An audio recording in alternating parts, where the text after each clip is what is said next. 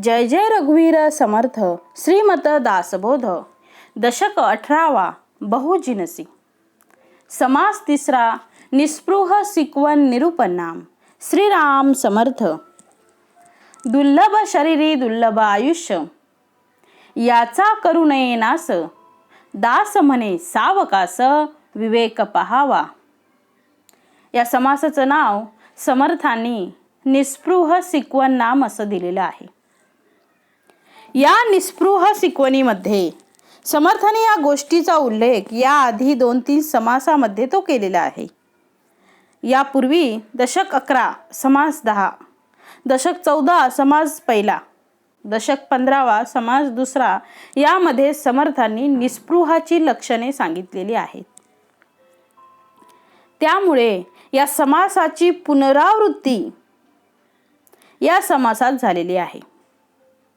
परंतु पुनरावृत्ती का केली जाते? कारण त्या गोष्टी आपल्या अंतरामध्ये चांगल्या प्रकारे त्या बिंबवल्या गेलेल्या नाहीत किंवा आपण त्या अंगीकारल्या नाहीत, म्हणून त्या गोष्टीची पुनरावृत्ती संत सतत करत असतात। जी गोष्ट आपल्याला कठीण वाटते ती पुन्हा करावी लागते, जी लवकर जमत नाही त्याचा विचार पुन्हा करावा लागतो। म्हणजे जी गोष्ट आपल्याला कठीण वाटते ती पुन्हा आपण करतो, म्हणजे त्या गोष्टी आपल्या अंतराला भिनतात आणि त्याप्रमाणे मनुष्य आपलं जीवन धन्य करू शकतो। म्हणून समर्थांनी या समासामध्ये अगदी थोड्या शब्दामध्ये 20 ओवींमध्ये, हा समास फक्त 20 ओवींचा आहे, समर्थांनी निरूपण केलेला आहे। समर्थ म्हणतायत दुर्लभ शरीर दुर्लभ आयुष्य याचा करू नये नास दास म्हणे सावकास विवेक पहावा। न पाहता उत्तम विवेक अवघा होतो अविवेक अविवेके प्राणी रंक ऐसा दिसे। हे आपले आपण केले आळसे उदास नागविले वाईट संगतीने बुडविले देखत देखता। मूर्खपणाचा अभ्यास झाला बाष्कळपणे घातला घाला काम चांडाळ उठिला तरुणपणी। समर्थ म्हणतायत 4 ओवी समर्थांनी आता निरूपण दिले। समर्थांनी पहिल्या ओवीमध्ये दुर्लभ शरीर हा शब्द वापरलेला आहे। आद्य शंकराचार्यांनी आपल्याला 3 गोष्टी दुर्लभ सांगितलेल्या आहेत। त्यापैकी मनुष्यत्व पहिलं, दुसरं मुमुक्षत्व आणि तिसरं महापुरुष संशया। हा 3 गोष्टी त्यांनी दुर्लभ आहे आणि त्यातली पहिली गोष्ट मनुष्य देह दुर्लभ आहे, जी गोष्ट आम्हाला पुन्हा पुन्हा मिळणार नाही त्याचा विचार आम्ही केला पाहिजे। जी आमच्याकडे सतत येते आहे त्याचा विचार आम्ही करणार नाही, कारण ते सहज उपलब्ध आहे। म्हणून मानव देह हा दुर्लभच आहे। 84 लक्ष जीवयोनी फिरून माणसाचा हा देह आपल्याला प्राप्त झालेला आहे। 84 लक्ष म्हणून 84 लक्ष जीवयोनीमध्ये माणसाच्या प्रगतीचा कुठलाही मार्ग उपलब्ध नाही। म्हणून समर्थ म्हणतायत पण या 84 लक्ष जीवयोनीमध्ये मानवच एक योन अशी आहे की त्या मानवाला आपल्या स्वतःच्या इच्छेनुसार आपल्या प्रयत्नांनी आपल्याला स्वतःची प्रगती करता येते आणि त्या प्रगतीचा उच्चांक म्हणजे ब्रह्मप्राप्ती आहे। भौतिक शिक्षण मग आध्यात्मिक शिक्षण, पहिले प्रपंच आणि मग परमार्थ, आणि परमार्थाचा उच्चांक म्हणजे प्रत्यक्ष मी परब्रह्म आहे याची अनुभूती। म्हणून समर्थ पुढे म्हणतायत दुर्लभ शरीर दुर्लभ आयुष्य ते सुलभ नाही आहे, सहज भेटणार नाही आहे। म्हणून पुढची ओवी आहे याचा करू नये नास। दुर्लभ शरीर दुर्लभ आयुष्य ते सुलभ नाही आहे, ते सहज भेटणार नाही, म्हणून समर्थांनी सांगितलंय याचा करू नये नास दास म्हणे सावकास विवेक पहावा। म्हणून याचा नाश करू नका. म्हणून मनाच्या श्लोकामध्ये म्हटलं आहे, घडी नाही घडी काळ आयुष्य नेतो, देहांती तुला कोण सोडू पाहतो. आपला देह सोडण्याची इच्छा होणार नाही आपल्याला, तरी सुद्धा आपल्याला देह सोडावा लागणार आहे. कधी ना कधी सोडावा हा लागणारच आहे. अशी अवस्था प्रत्येकाची येणार आहे. माझी मरायची इच्छा नाही, पण मरण येणार आहे. म्हणून मनुष्य देह हा दुर्लभ आहे. त्याला ठरलेलं आयुष्य आहे. शतवर्षे वय नेमिले, माणसासाठी शतवर्ष वय नेमिलं, 100 वर्षाचं वय नेमलेलं आहे. त्या 100 वर्षाच्या आयुष्यामध्ये माणसाने आपण किती वर्ष अभ्यास केला पाहिजे. समर्थ म्हणतात की त्यातील काही भाग तर असा आहे की बालपण नेणता गेले. आता हे 100 वर्ष जे आयुष्य आपल्याला दिलेलं आहे, शतवर्षे वये नेमिले, त्याच्यातलं समर्थ म्हणतायत बालपण नेणता गेले, तरुणपण विषयात गेले. तरुणपण विषयात गेले, बालपण नेणतेपणात गेले, समजत नव्हतं काय. म्हातारपण आजारात गेले, हातात काय शिल्लक राहिले, हातामध्ये काहीही शिल्लक राहणार नाही. म्हणून आम्हाला जिथे जिथे संधी मिळेल आणि जो दिवस आमच्यासाठी अभ्यासासाठी, प्रगतीसाठी, उन्नतीसाठी मोकळा असेल, तो दिवस आम्ही तो निवडला पाहिजे. ज्याप्रमाणे महिनाभर काम केल्यानंतर आम्हाला पैसे प्राप्त होतात, पगार मिळतो, त्यातले काही पैसे आम्ही संग्रह करून ठेवतो. या संग्रह केलेल्या पैशाचा फायदा आम्हाला कठीण प्रसंगी येतो.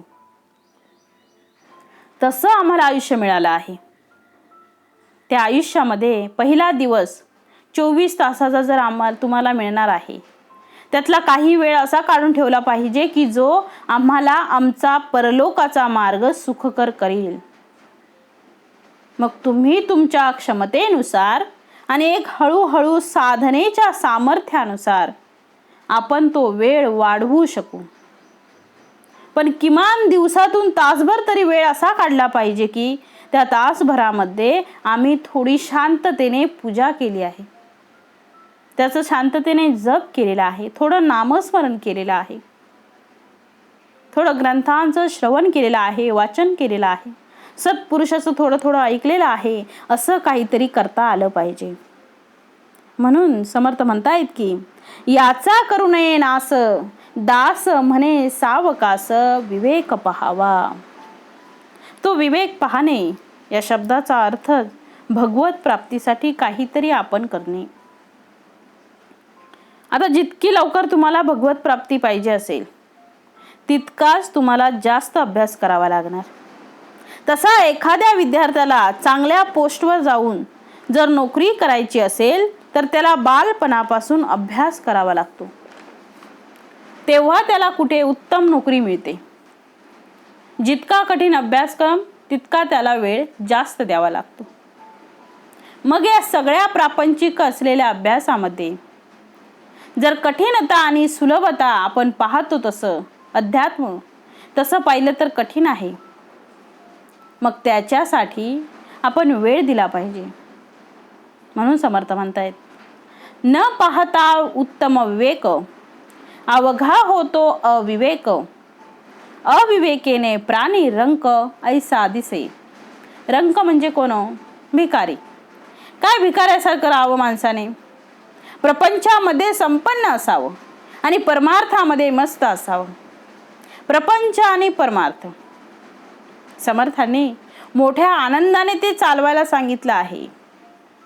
प्रपंचाचा तिटकारा आहे, पण त्या प्रपंचाची आसक्तीही नाही. दोन्हींचा आपल्याला मध्य गाठता आला पाहिजे. तो मध्य ज्या माणसाला गाठता येईल, तो मनुष्य नरदेहामध्ये येऊन धन्य होतो. पहिली गोष्ट, आपण सतत शिकलं पाहिजे, सतत अभ्यास केला पाहिजे. आज माझा दिवस नवीन निघालेला आहे. आज मी नवीन काहीतरी शिकलो आहे का? मग शिका. जर आम्ही काही शिकलो नाही दिवसभरामध्ये, तर आजचा दिवस आमचा वाया गेला असं समजा. जर साधक लहान असेल तर तो अभ्यासाचा विचार करेल. तो साधकच आहे, तो विद्यार्थीच आहे, विद्येची इच्छा करणाराच आहे. त्यामुळे तो रोज काही ना काही अभ्यास करतो. त्याप्रमाणे एखादा भक्त असेल तर भगवत प्राप्तीसाठी आम्ही त्याच्यासाठी खास काही केलं आहे का? काही नाही केलं. दिवस वाया गेला. असे दिवस काही काळात जातात आणि आयुष्याच्या शेवटी असं वाटतं, एवढं मोठं परमेश्वराने मला आयुष्य दिलं होतं, पण आम्ही त्याचा काहीही उपयोग केला नाही. रत्न हातात यावं आणि आपण तो दगड म्हणून फेकून द्यावा. सोनं हातात यावं आणि सोन पितळ म्हणून फेकून द्यावं. लाकूड हातात यावं, ते बाभूळ म्हणून फेकून द्यावं. ते चंदन असावं. आम्हाला ते कळलं पाहिजे. तसा आमचा देह हा चंदनाचा आहे. चंदन जसं घासल्यानंतर त्यातून सुगंध बाहेर पडत असतो, त्यापुढे आमचा नरदेह जो आहे तो प्रयत्न आहे, तो हळूहळू पथाला लागतो, त्याचे जीवन धन्य होते. म्हणून दिसा माझी काही तरी ते लिहावे, प्रसंगे अखंडित वाचित जावे. गुणश्रेष्ठ उपास्य त्यांचे करावे, मरावे परी कीर्ती रूपे उरावे. कारण मरण हे तर चुकणार नाही, म्हणून समर्थ म्हणतात मरणाचे स्मरण असावे, हरिभक्तीचे सादर व्हावे. मरणाचे स्मरण असावे. ते मरणाचे स्मरण जर तुमच्या जवळ नसेल तर त्याला आपल्या जवळ भरपूर पडलेला आहे. काय काळजी करायचं आहे? ज्यांच्याकडे पैसे कमी असतात त्यांना कधी पैसे कमी पडत नाहीत, आणि ज्यांच्याकडे भरपूर पैसे असतात त्यांना कधी उरत नाहीत. का उरत नाहीत? तर त्यांनी त्यांचं गणितच बसवलं नाही. तसं आम्हाला 100 वर्षाचं आयुष्य दिलेलं आहे ना. हे आयुष्य आम्हाला भरपूर आहे, आम्हाला काही कमी नाही आहे त्यामध्ये. म्हणून मनुष्य व्यसनामध्ये, विषयामध्ये तो इतका लिप्त होऊन जातो की त्याला आपल्या आईची फिकरच राहत नाही. पण जेव्हा डोळे उघडतात तेव्हा त्याला पश्चाताप केल्याशिवाय त्याच्याजवळ कुठलाही पर्याय शिल्लक नसतो. मरत असताना माणसाच्या मनामध्ये माझं आयुष्य जर फुकट गेलं असं जर वाटत असेल तर असं समजावं की आमच्या आयुष्यामध्ये सगळ्यात मोठा आम्ही अपराध केलेला आहे. काहीतरी का? तर जेणेकरून आमचं जीवन धन्य होईल. मरावे परी कीर्ती रूपे उरावे. या शब्दामध्ये आम्ही काहीतरी केलं पाहिजे असा अर्थ आहे. माझ्यासाठी मी केलं पाहिजे आणि मी सोडून इतरांसाठी आम्ही काहीतरी केलं पाहिजे हा परोपकार आहे. माझ्यासाठी केलं पाहिजे आणि मी सोडून ते इतरांसाठी काहीतरी केलं पाहिजे हा परोपकार आहे, पुण्य आहे. म्हणून समर्थ म्हणतात आहे, यात आयुष्य नाश करू नका. पुढे म्हटलं आहे, हे आपले आपण केले. हे कोणी केले? आपले आपणच केले. आळसे उदास नागविले, वाईट संगतीने बुडविले. देखत देखता वाईट संगतीने सगळं बुडवलं.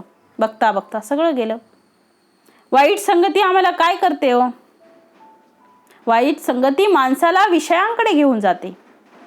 विषय पंच ज्ञानेंद्रियांना आवडणाऱ्या गोष्टी त्या पुरवण्यासाठी आणि त्याच्यामध्ये लिप्त होण्यासाठी तो मनुष्य त्या इंद्रियांचे चोचले पुरवत राहतो आणि ते मनाने येते आणि ते सपोर्टिंग काहीसे त्याला वातावरण निर्माण होते आणि मनुष्य बिघडून जातो. म्हणून मी माझ्या मनावर विजय मिळवला पाहिजे. माणसाला सगळ्या गोष्टी आपल्या ताब्यात ठेवता येतात, पण मन माणसाला आपल्या ताब्यात ठेवता येत नाही. आणि ज्यांनी मनावर विजय मिळवला त्यांनी सगळं काही मिळवलं. आमच्या सगळ्या इंद्रियांचा राजा हे मन आहे. त्याला भटकू देऊ नका, त्याला आपल्या ताब्यात ठेवा. एकदा मनाला ताब्यात ठेवलं की इंद्रिय काहीच करू शकणार नाही. मन हा राजा आहे, तो सांगेल तसंच वागावं लागणार आहे. राजा हे मन असल्यामुळे सगळी इंद्रिये ही त्याची सैनिक आहेत, हे त्याचे प्रधान आहेत, बाकी त्यांचे वर्कर आहेत. म्हणून इंद्रिय राजा सांगेल तसं करतात. श्री प्रभू रामचंद्रांना उपदेश करताना वशिष्ठांनी सांगितलं होतं, शरीर काही करतच नाही, मुळात जे करते ते सगळं मन करते आहे. संत कबीर म्हणतात, राम राम तो हर कोई कहे, ठक ठाकुर और चोर. आणि म्हणतात, राम राम तो हर कोई कहे, दशरथ कहे ना कोहा. एक बार दशरथ कहे तो कोटी यज्ञ फळे. इथे दशरथ या शब्दाचा अर्थ दशेंद्रियांचा रथ आहे, शरीराचा रथ. आणि त्याला चालवणारे आहे ते कोण आहे? तर मन आहे आपलं. त्या मनाला एकदा ताब्यात ठेवा, त्या बुद्धीच्या त्या आवाक्यात ठेवावं, विवेकाने त्याला आवर घालावा, म्हणजे जीवनामध्ये कशाचीही अडचण येत नाही. म्हणून समर्थ पुढे म्हणतात आहे की तुम्ही काही गोष्टी स्वतःला लावून घ्या, त्या सवयी. आळस सोडा. माणसाच्या जीवनामध्ये अनेक गोष्टी त्रासदायक आहेत, त्यातला सगळ्यात मोठा शत्रू माणसाचा आळस आहे. समर्थांनी 2-3 ठिकाणी उल्लेख केलेला आहे याचा. आळसाचा चांगला समाचार समर्थांनी घेतला आहे. आळसे उदास नागविले. आळसाने माणसाला दैन्यवाने करून टाकले आहे, वाईट संगतीने बुडविले. देखता देखता एकतर आळशी आहे आणि दुसऱ्याबरोबर असंगती आहे आणि अविवेक आहे. या तिन्हीमुळे माणसाचा पूर्ण सत्यानाश होतो. मग आळस सोडावा, दुर्जन संगती सोडावी आणि अविवेक सोडावा. म्हणून पुढे म्हटलं आहे, मूर्खपणाचा अभ्यास झाला, बाष्कळपणे घातला घाला, काम चांडाळ उठिला तरुणपणी. शेवटी इंद्रियांकडे आम्ही जर विचार केला तर जसं आपण बालपणातून तरुणपणात जसं प्रवेश करतो तर ती इंद्रिये जास्त चंचल होतात. त्या इंद्रियांना ताब्यात ठेवणे कठीण जाते. म्हणून लहान मुलं चांगली असतात. जरा तरुणपणा मनाला वयाच्या म्हणजे तरुणपण आले की तो बिघडायला लागतात. म्हणून आपण आपल्या मनाला वयाच्या 30व्या वर्षापर्यंत जर आम्ही ताब्यात ठेवू शकलो, वय वर्ष 18 ते 30 या वर्षांमध्ये जर आम्ही आपले मन ताब्यात ठेवू शकलो तर जीवनामध्ये आपल्याला काही कमी पडणार नाही. पण ते 18 ते 30 हा मोठा कालखंड आहे की त्या कालखंडामध्ये जर आपलं पाऊल चुकीचं पडलं तर माणसाचे आयुष्य नाश होऊन जाते. म्हणून समर्थ म्हणतात आहे, काम चांडाळ उठिला तरुणपणी. म्हणून अशा गोष्टी टाळल्या पाहिजेत. पुढे म्हटलं आहे, मूर्ख आळसी आणि तरुणा, सर्वांविषयी दैन्यवानी, काही मिळेना कोणा, काय म्हणावे. समर्थ म्हणतात, मूर्ख आहे, आळशी आहे आणि विषयाविषयी तो दैन्यवाना झालेला तरुण आहे. तो विषयाचा गुलाम आहे. किती गुलाम होतात माहिती आहे आपल्याला. त्या विषयांना, त्या इंद्रियांकडे इतकं गुलाम करून टाकतात की त्यांच्या मनात आलं की त्यांना उठावंच लागतं, त्यांना ती गोष्ट करावीच लागते. मनात आले की इंद्रिय झटपट उठतात. म्हणजे विषय किती ग्रासले आहे त्यांच्याकडं, विषयाने तो किती ग्रासलेला आहे याच्याशिवाय तो झोपू शकत नाही. म्हणून पुढे म्हटलं आहे, काही मिळेना कोणा, काय म्हणावे. जे जे पाहिजे ते ते नाही, अन्न वस्त्र तेही नाही, उत्तम गुण काहीच नाही अंतर्यामी. म्हणून माणसाच्या अंतःकरणामध्ये उत्तम गुणांचं आम्ही उपासक झालं पाहिजे. जे जे पाहिजे ते ते नाही. आता सामान्यतः आपल्याला अन्न, वस्त्र आणि निवारा या मूलभूत आपल्या गरजा आहेत. आता शिक्षण पण आहे, त्याच्यानंतर प्रगती आहे. अन्न पाहिजे दिवसभर, सकाळी 2 पोळ्या आणि संध्याकाळी 2 पोळ्या, जेवढा आपला आहार असेल तेवढा. वस्त्र सुद्धा पाहिजे आहे आणि राहण्यासाठी घराची सुद्धा गरज आहे. या 3 गोष्टी सुद्धा ज्याला प्राप्त होत नाही त्याला दैन्यवाना म्हणावा, नाहीतर काय म्हणावा. आणि ते का निर्माण होतात आहे तर पुढे समर्थ म्हणतायत, जे जे पाहिले ते ते नाही, अन्न वस्त्र तेही नाही. इतर गोष्टी तर नाहीतच, पण सामान्यतः या मूलभूत गरजा सुद्धा त्याच्या पूर्ण होत नाहीत. उत्तम गुण काहीच नाही अंतर्यामी. समर्थ फार परखड संत होते हो. बोलण्यामध्ये ते अजिबात कसरत नव्हते, कारण समोरच्याचा उद्धार हे एकमेव त्यांचं लक्ष होतं. म्हणून समर्थ म्हणतात अवगुण दरिद्र प्राप्ती यदर्थी संशय नाही.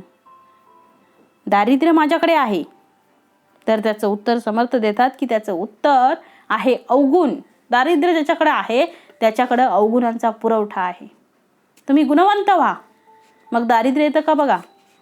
मग तुम्ही संपन्न होणार आहात. संपत्ती ही गुणांच्या मागे येते. पहिले सरस्वती असली पाहिजे, मग आपोआप लक्ष्मी त्याच्या मागे येते. माता सरस्वती म्हणजे ज्ञान. या ज्ञानाच्या माध्यमातून पैसा मिळणं सोपं आहे ना. चांगलं जर ज्ञान आम्हाला प्राप्त झालं असेल तर पोट भरू शकणार नाही का? कधी अशी अवस्था होईल का?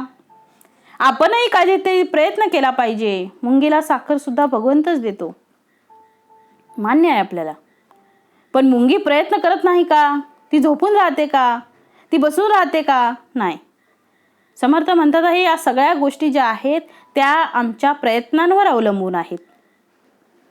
म्हणून प्रयत्नांना परमेश्वर म्हटलेलं आहे समर्थांनी. प्रयत्नांती परमेश्वर. जे जे पाहिजे ते ते नाही, अन्न वस्त्र तेही नाही, उत्तम गुण काहीच नाही अंतर्यामी. उत्तम गुण त्याच्याकडे काहीच नाही. बोलता येना बैसता येना, प्रसंग काहीच कळेना, शरीर मन हे वळेना अभ्यासाकडे. आज आम्ही विद्यार्थी पाहतो, अभ्यासाच्या नावाने बोंब आहे नुसती. सुविधा सगळ्या हव्या आहेत. ट्युशन पाहिजे आहे, पुस्तकं पाहिजे आहे, चांगली शाळा पाहिजे आहे, जायला गाडी पाहिजे शाळेमध्ये, खिशात पैसे पाहिजे आहेत, अँड्रॉइड मोबाईल पाहिजे आहे. परंतु अभ्यासाचा जर विचार केला तर अजिबात आम्हाला अभ्यास नको. कारण इथे अतिसुविधा आणि अतिसोय ही सुद्धा विद्यार्थ्याला अभ्यासापासून ती परावृत्त करत असते. भूक लागली की मनुष्य जशी अन्नाची त्याला गरज वाटते, अन्नासाठी तो तळमळत असतो आणि अन्नाचा तो शोध घेतो, त्याप्रमाणे ज्ञानाची भूक असते. ज्ञानाची जर भूक लागली तर तो कुठूनही त्याला ज्ञान प्राप्त तो करतो. आणि ज्याला भूक नाही आहे त्याच्या जर सगळं पुढ्यात आणून दिलं तरी तो फेकून देतो, खराब आहे म्हणून. म्हणून ज्ञानाची भूक लागण्यासाठी, ती तळमळ लागण्यासाठी त्याने स्वतःहून तयार झालं पाहिजे. ते घातलेलं पाणी नाही जमणार. जशी गंगा ही घातलेल्या पाण्याने वाहिली जात नसते, तशी गंगा ही घातलेल्या पाण्याने वाहिली जात नसते. घातल्या पाण्याने गंगा वाहत नाही, तर ते अंतरीण निर्माण झालं पाहिजे, स्फूर्ती आतून निर्माण झाली पाहिजे. म्हणून समर्थ म्हणतात आहे अभ्यासाकडे मन वळेना. काय करणार आहेत? सगळ्या गोष्टी मिळतात पण अभ्यास करायची काही इच्छा होत नाही. मग दारिद्र्य प्राप्त होते. आणि मग दारिद्र्य मिळाल्यानंतर मला काय, माझ्या नशिबातच नव्हतं असं म्हणून आपण डोक्यावर हात मारतो. समर्थ म्हणतात तो करंटा मनुष्य आहे. मी ठरवलं पाहिजे की माझ्या प्राप्तीसाठी मी काय केलं पाहिजे. इतरांनी शिकवून फायदा नाही. म्हणून समर्थ म्हणतात आहे लिहिणे नाही, वाचणे नाही, पुसणे नाही, सांगणे नाही, नेमस्तपणाचा अभ्यास नाही बाष्कळपणे. धड लिहिताही येत नाही आणि धड वाचताही येत नाही. कुठे गोष्टी सुद्धा सांगता येत नाहीत. शिस्त आयुष्यात नाही, अभ्यास नाही, सगळं आयुष्य असं आळसावर निघून गेलेलं आहे. आपणास काहीच येना, आपल्याला स्वतःला काहीच येत नाही. आणि शिकविले ही मानेना, आपण वेडा आणि सज्जना बोल ठेवी. काय म्हणताय समर्थ? शिकविले ही मानेना, आपण वेडा आणि सज्जना बोल ठेवी. असा जो मनुष्य आहे तो मनुष्य कसा असतो? आपल्याला काही येत नाही हे त्याला माहीत असते, पण कोणी शिकवण्याचा जर त्याला प्रयत्न केला तर मला सगळं काही येतं अशा आविर्भावात राहून तो दुसऱ्याकडून शिकायला सुद्धा तयार नसतो. म्हणून समर्थ म्हणतात तो कसा आहे? आपण वेडा आणि सज्जना बोल ठेवी. सज्जनांना आपण दोष देतो आहे, असा तो वेडा मनुष्य आहे. अंतरी एक बाहेर एक, ऐसा जयाचा विवेक, परलोकाचे सार्थक कैसे घडे. आतमध्ये एक आहे आणि बाहेर एक आहे. ज्याचं अंतर शुद्ध नाही, मन शुद्ध नाही, अंतर एक आहे, बाहेर एक आहे. म्हणजे अंतरी एक आहे, बाहेर एक आहे. दोन्हीकडे तो आपल्याला स्वतःलाच फसवतो आहे. समर्थ म्हणतात अशा माणसाला इहलोकाचं जर त्याला प्राप्त होऊ शकत नाही, इहलोकीत जर त्याला सुख मिळू शकणार नाही, तर परलोकाच्या गोष्टी तर खूप दूरच्या आहेत.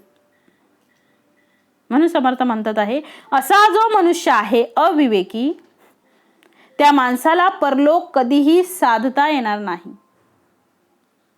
अंतरी एक बाहेर एक, ऐसा जयाचा विवेक, परलोकाचे सार्थक कैसे घडे.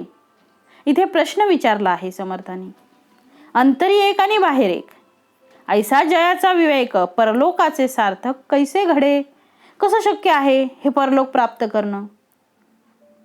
म्हणून परलोक प्राप्त झाला, इहलोक धन्य व्हावा असं जर वाटत असेल, कीर्ती आमची अमर व्हावी असं जर वाटत असेल, तर आम्ही आमच्या आयुष्याचा विचार केला पाहिजे. आणि मी माझा विचार केला पाहिजे. मी माझ्या जीवनाचा शिल्पकार झालं पाहिजे, दुसऱ्याच्या जीवावर नाही. म्हणून श्री समर्थ म्हणतायत सगळ्यात मोठा अवगुण कोणता आहे की ज्याला आपला अवगुण जाणवत नाही, तो सगळ्यात मोठा अवगुण आहे. माझे मला अवगुण हे गुण वाटतात, तो सगळ्यात मोठा अवगुण आहे. आपले अवगुण हे वाटती गुण, तो एक मूर्ख असं म्हणतायत त्याला समर्थ. म्हणून आम्ही आमचे दुर्गुण असतील तर ते दुर्गुण आम्ही काढण्यासाठी प्रयत्न केला पाहिजे. बरं तो प्रयत्न कोणी करावा, तर या जगामध्ये कोणीही करू शकत नाही, तर तो प्रयत्न ज्याचा त्याने केला पाहिजे. मूर्ख माणूस स्वतःमध्येच कधी सुधारणा करण्याचा प्रयत्न करतच नाही.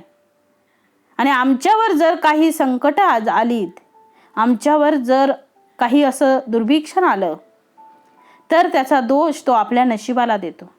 समर्थ म्हणतायत नशीब वगैरे काही सांगूच नका. आपले अवगुण ज्याला गुण वाटतात त्याने अपयशाचं खापर आपल्या भविष्यावर आणि आपल्या भाग्यावर फोडावं. पण ते खरं कारण त्याचे दुर्गुणच आहेत. त्याच्या अपयशाला कारण आपला अवगुण आपल्याला जाणवत नाही. म्हणून समर्थांनी या समासामध्ये ओवी क्रमांक 9 मध्ये काय म्हटलंय बघा. आपणास काहीच येना, आपल्याला काहीच येत नाही आणि शिकवलेही मानेना. आपण वेडा आणि सज्जना बोल ठेवी. आपणच वेडा आहे तरी सुद्धा तो सज्जनाला नाव ठेवतो, चांगल्या माणसाला तो नाव ठेवत राहतो. अंतरी एक बाहेर एक, ऐसा जयाचा विवेक, परलोकाचे सार्थक कैसे घडे. कसं शक्य आहे ते. परलोक त्याला साधन, तो इहलोकीचं धड काय करणार, तर तो परलोकी कसा धड राहील. म्हणून समर्थ म्हणतात आधी प्रपंच करावा नेटका, आधी प्रपंच करावा नेटका, मग भावे परमार्थ विवेका. शेवटी जे गुण परमार्थामध्ये आवश्यक आहेत, तेच गुण प्रपंचामध्येही आवश्यक आहेत. जर तो गुणवान असेल तर तो प्रपंचामध्ये उत्तम राहील आणि त्या प्रपंचाच्या सामर्थ्यावर हळूहळू प्रपंचातून आपली सुटका करून परमार्थाचा मार्ग धरेल. म्हणून पुढे म्हटलं आहे हळूहळू सोडवावी मिठी प्रपंचाची.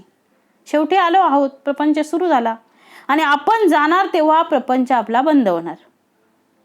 मग एवढ्या फक्त मधल्या कालखंडामध्ये आपण आपल्या सत स्वरूपाला का विसरावं. म्हणून पुढे म्हटले आहे आपला संसार नासला, मनामध्ये प्रस्तावला, तरी मग अभ्यास केला पाहिजे विवेकाचा. ज्याचा संसार नासला, मुळात संसार नासकाच आहे समर्थ म्हणताय. संसार म्हणजे फक्त दुःख आहे. संसार म्हणजे दुःख मूळ, दुःखाचं कारणच संसार आहे. हे दुःखाचे चटके बसल्यावर कळते, तोपर्यंत तो सुखकर वाटतो.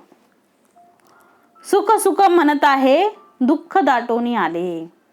जी गोष्ट आम्ही सुखासाठी घेतो त्या सुखातून दुःखाची उत्पत्ती होते.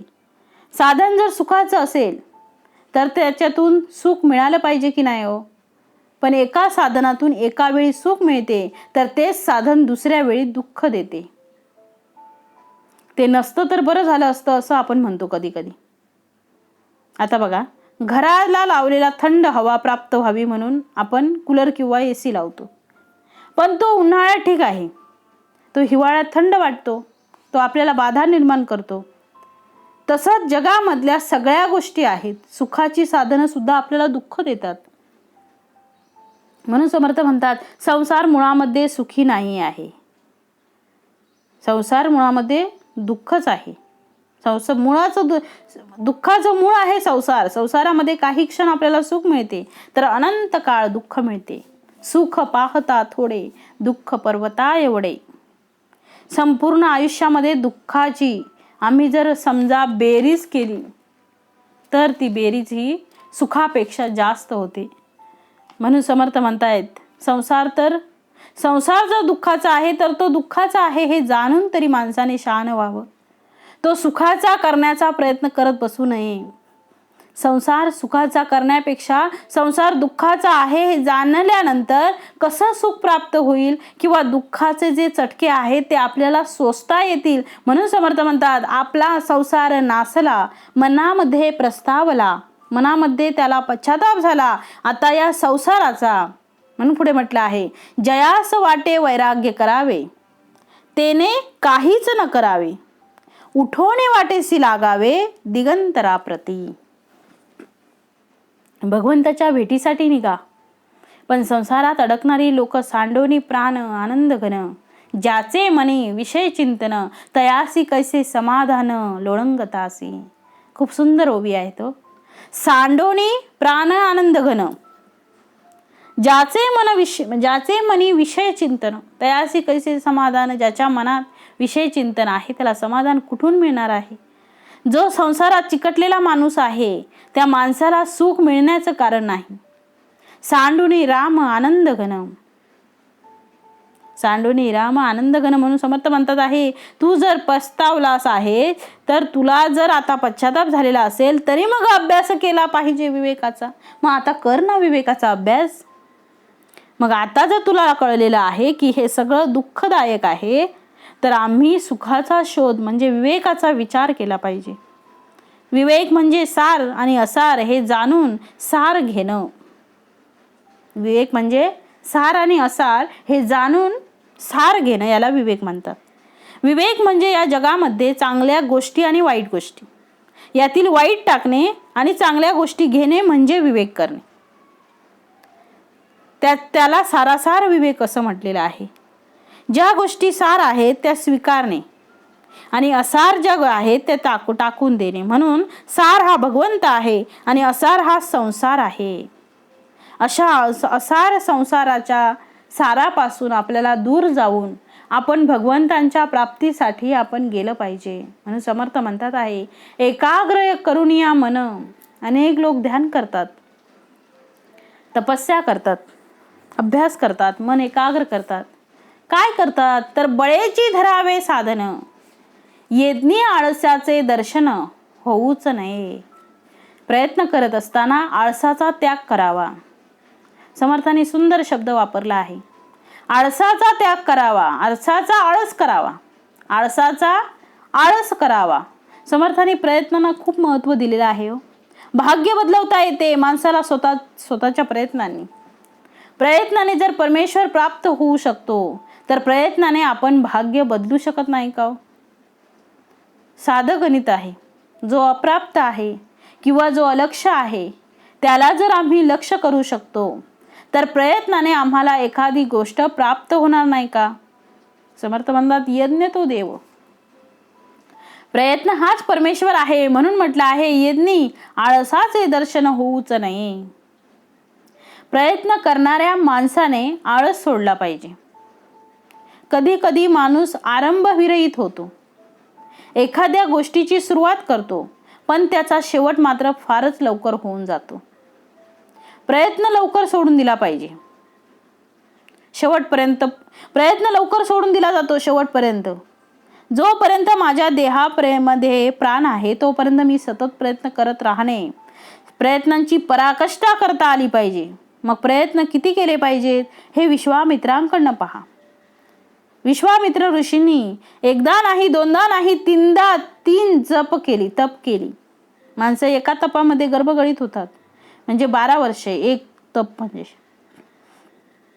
आणि प्रत्येक वेळी तप करून छोट्याशा कारणाने तपभंग विश्वामित्रांचा झालेला आहे. म्हणून 12 वर्षाचं एक तप सगळी विद्या प्राप्त केली आणि एका छोट्याशा चुकीने सगळी ती नष्ट झाली.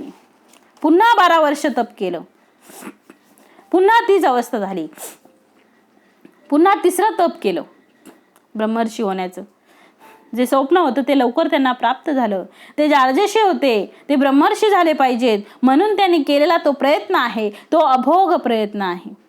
प्रयत्न किती केला पाहिजे त्याचं दादांत आणि आदर्श उदाहरण आहे. म्हणून समर्थ म्हणतात आहे, येदनी आळसाचे दर्शन होऊच नये. आळसी माणसाला पैसा मिळत नाही, आळशी माणसाला सुख मिळत नाही, आळशी माणसाला भाग्य प्राप्त होत नाही, आळशी माणसाला जीवनामध्ये कुठल्या क्षेत्रामध्ये यश मिळत नाही. किती आळस असतो माणसाचा. छोट्या छोट्या गोष्टीसाठी इतका आळस करतो तो की त्या आळसामुळे त्याचा सगळा वेळ जो आहे तो वाया जातो. पडून राहणे किंवा झोपणे हे एका दृष्टीने मरणेच आहे. फक्त त्याच्या हृदयामध्ये जे श्वासोच्छ्वास चालू आहे, तो श्वास घेतो आहे, सोडतो आहे, एवढं चालू आहे. मग त्या पलीकडे त्याचा जगाला काहीही उपयोग नाही. ते भूमीला भार आहेत. म्हणून पुढे म्हटलं आहे, अवगुण अवघेची सांडावे, अवगुण अवघेची सांडावे, उत्तम गुण अभ्यासावे, प्रबंध पाठ करीत जावे, जाड अर्थ. कीर्तनकारांचा विचार केला, प्रवचनकारांचा विचार केला, निरूपणकारांचा विचार आम्ही केला, किंवा समाजाला प्रबोधन करणाऱ्या माणसांचा जर विचार आम्ही केला तर समर्थ त्यांना सांगतात आहे, तुम्ही आयुष्यभर सद्गुणांची उपासना करा आणि त्या सद्गुणांमध्ये कुठल्या गोष्टी करा तर प्रबंध पाठ करीत जावे, जाड अर्थ. सखोल अर्थ कळला पाहिजे, गर्भित अर्थ कळला पाहिजे. नुसता शब्दार्थ घेऊन चालणार नाही.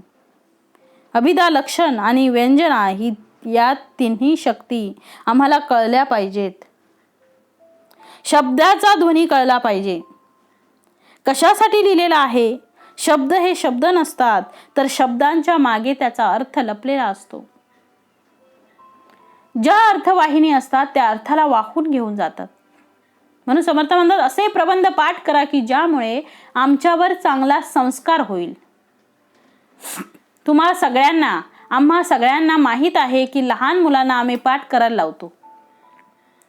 ते श्लोक पाठ करायला लावतो. मनाचे श्लोक झाले, हरिपाठातील अभंग झाले, संस्कृतचे श्लोक झाले, करुणाष्टक झाली, हनुमान चालिसा झाली. किती पाठांतर आहेत. लहान मुलांना 10 वर्षाच्या आत हे सगळं पाठ करून घेतलं पाहिजे. अनेक लोक ते बडबड गीते, त्यांच्या गाणी, गोष्टी यामध्ये रमवतात. मुलांना तेच ऐकवलं तर तेच पाठ होणार. जे मुलांना तुम्ही ऐकवणार आहात ते तुमचं पाठ होणार आहे. म्हणून आम्ही असं ऐकलं पाहिजे की आता आपल्याजवळ अँड्रॉइड मोबाईल आले आहेत, तुमच्याजवळ यूट्यूब आलेला उपलब्ध आहे, तुमच्या डोळ्यासमोर सगळ्या गोष्टी आहेत. मला येत नाही असं म्हणायचं कारण नाही. मुलांना काय ऐकवायचं आहे ते आम्ही ठरवलं पाहिजे. ते जर सतत त्याला ऐकवायला आलं तर मूल ते आपोआप पाठ करतील. त्याला पाठांतराला एवढी शक्ती लागणार नाही, कारण त्याच्या ब्रेनवर कुठल्याही प्रकारचा पहिला संस्कार नसतो आणि तो संस्कार त्याला आयुष्यभर कामी पडतो. म्हणून समर्थ म्हणतात, प्रबंध पाठ करीत जावे, जाड अर्थ. कीर्तनकारांचं, प्रवचनकारांचं खूप पाठांतर असलं पाहिजे. समर्थ म्हणतात, बहुत पाठांतर दे रे राम, पद प्रबंध, श्लोक प्रबंध, नाना धाटी मुद्रा छंद, प्रसंग ज्ञानेची आनंद होत आहे. कोणे प्रसंगी काय म्हणावे, ऐसे समजून जाणावे, उगेची वाउगे सिनावे, कास यासी. काही लोकांचे पाठांतर उदंड असते, पण कुठे काय म्हणावं हे त्यांना कळत नाही. लग्नाच्या वरातीमध्ये गाणं कुठलं वाजवावं, हा कुठला प्रसंग आहे हेही त्याला कळलं पाहिजे ना. आम्ही जातो आमच्या गावा, आमचा रामनाम घ्यावा, काय हे लग्नाच्या वेळी हे गाणं हे बोलायचं का? अशी जर गाणी म्हटली तर चालेल का हो इथे? इस दिल के तुकडे हजार हुए, कहीं यहाँ गिरा कहीं वहाँ गिरा. जो प्रसंग असेल त्या प्रसंगानुरूप आम्हाला पाठांतर तिथे दाखवता आलं पाहिजे, ते सादर करता आलं पाहिजे. आपण जेवणाच्या पंक्तीमध्ये आहोत, कुठला श्लोक म्हणावा म्हटला पाहिजे, निवडून म्हटला पाहिजे त्याला. तिथे म्हणून चालणार नाही मरणाचे स्मरण असावे, हरिभक्तीस सादर व्हावे. तर जेवताना आपण वदनी कवळ घेता नाम घ्या श्रीहरीचे हा श्लोक म्हणता आला पाहिजे. म्हणून समर्थ म्हणतायत की प्रसंग ज्ञानेची आनंद. प्रसंग पाहून जो म्हणेल त्याचा आनंद असतो. भक्तिगीत कुठे गावं या जागा ठरलेल्या आहेत. त्यातल्या त्यात कीर्तनकाराने तर त्याचा फार सखोल विचार केला आहे.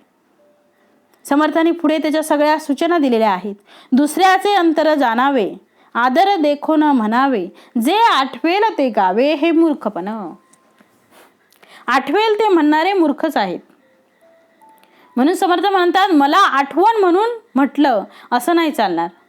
आठवणं हा विषय पाठांतरामध्ये येत नाही. ज्याचं पाठ असते त्याला आठवायचं कामच नसते. आमची रामरक्षा पाठ करताना आम्हाला आठवावे लागते का हो?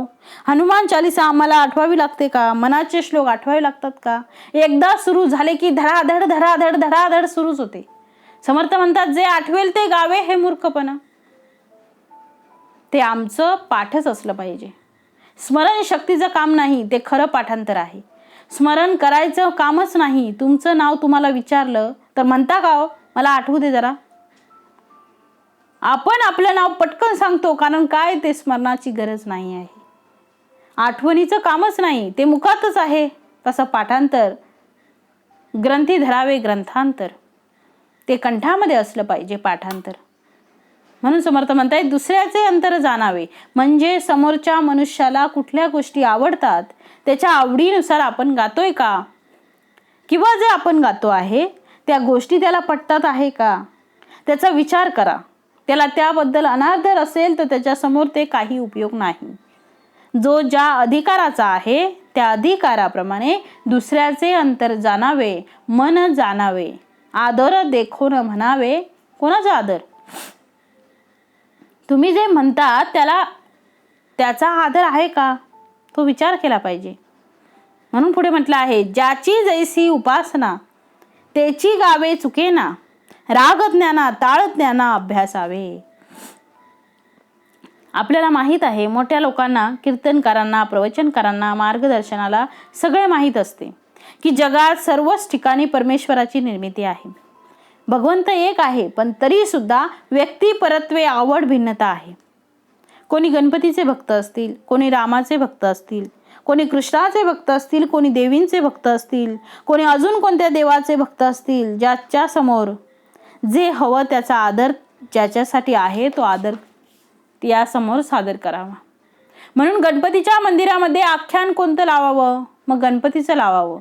राम जन्मोत्सव आहे तिथे कृष्ण जन्माची कथा कशाला सांगावी? तिथे रामजन्माचीच सांगावी. म्हणून समर्थ इथे सांगत आहे ज्याची जैसी उपासना त्याची गावे चुकावे ना, राग ज्ञाना ताळ ज्ञाना अभ्यासावे. लोकांना सांगायचं आहे आम्ही चांगलं असलं पाहिजे, ते चांगलं गायन असलं पाहिजे, तो नेटनेटका राहिला पाहिजे, त्याच्या बोलण्यामध्ये माधुरी असलं पाहिजे, कोमल कुशल त्याला गाता आलं पाहिजे, नाना प्रकारचे छंद पाठ केले पाहिजेत, ते सहजतेने समाजासमोर ठेवले पाहिजेत. लोक याला भाळतात, लोक याच्यावर मोहित होतात आणि त्यामुळे लोकांना त्या गोष्टी सुद्धा पाठ होतात आणि त्यामुळे त्यांच्या मन आणि बुद्धीवर चांगला संस्कार होतो. म्हणून समर्थ म्हणतात साहित्य संगीत प्रसंगमाने करावी कथेची धमशाने. साहित्य संगीत प्रसंगमाने करावी कथेची घमशाने, अर्थांतर श्रवण मनने काठीत जावे. पाठ उदंडची असावे, सर्व काळ उजळीत जावे, सांगितले गोष्टीचे असावे स्मरण अंतरी. आपण जे सांगतो आहोत त्याचं आपल्याला स्मरण असावं. अखंड एकांत सेवावा, ग्रंथ मात्र धांडोळावा, प्रचित येईल तो घ्यावा अर्थ मनी. अखंड एकांत सेवावा. एकांत या शब्दाचा अर्थ एकट्यात राहणे. ज्याला ज्ञान प्राप्त करायचं आहे त्याला लोकांतामध्ये मुळात ज्ञानच नाही. लोकांतामध्ये जे आम्हाला प्राप्त होते ती माहिती आहे ती, आणि एकांतामध्ये प्राप्त होते ते आपल्याला ज्ञान आहे. म्हणून आम्ही अभ्यास करायचा असेल तर तो एकांतात केला पाहिजे. एकटंच बसलं पाहिजे आणि एकट्यामध्ये बसून त्या ग्रंथाचं अध्ययन केलं पाहिजे. तेव्हा त्या अध्ययनानंतर माणसाला प्रचिती येईल आणि तो प्रचिती आलेला जो अनुभव आहे तो अनुभव आपण इतरांना सांगू शकतो. म्हणून समर्थ म्हणतात, आधी केले मग सांगितले त्याची भाग्य पुरुष झाले, या वेगळे उरले ते करंट पुरुष. या वेगळे सांगणाऱ्यांनी पहिले आधी केलं पाहिजे असा आग्रह समर्थ धरतायत. आणि म्हणून अशा प्रकारे निस्पृह पुरुषाने, कारण सांगणारा हा निस्पृह असला पाहिजे, तेव्हा ऐकणाऱ्यांवर त्याचा परिणाम होत असतो. सांगणारा हा ज्ञानी असला पाहिजे, तेव्हा त्याचा परिणाम समाजावर होतो. सांगणारा मनुष्य हा वैराग्य संपन्न असला पाहिजे, त्याचा समाजावर परिणाम होतो. आणि म्हणून अशा प्रकारे सगळे सद्गुण त्या सांगणाऱ्याच्या अंगी असले पाहिजेत. आणि अशा प्रकारचं त्यांच्याकडनं ऐकलेलं आहे ते खरं तर गुरुमुख श्रवण होईल. आणि म्हणून श्री समर्थांनी आम्ही ज्ञानी व्हावं, आम्ही सद्गुणी व्हा, निस्पृह व्हा अशी शिकवण समर्थांनी इथे या समासामध्ये दिलेली आहे. दुर्लभ आयुष्य माणसाचं आहे. हा देहही दुर्लभ आहे, आयुष्य दुर्लभ आहे. त्याचा अधिक सविस्तर विचार समर्थांनी पुढच्या समासात दिलेला आहे. इति श्रीदास बोधे गुरुशिष्य संवादे निस्पृह शिकवण निरूपणाम समास तिसरा. जय जय रघुवीर समर्थ.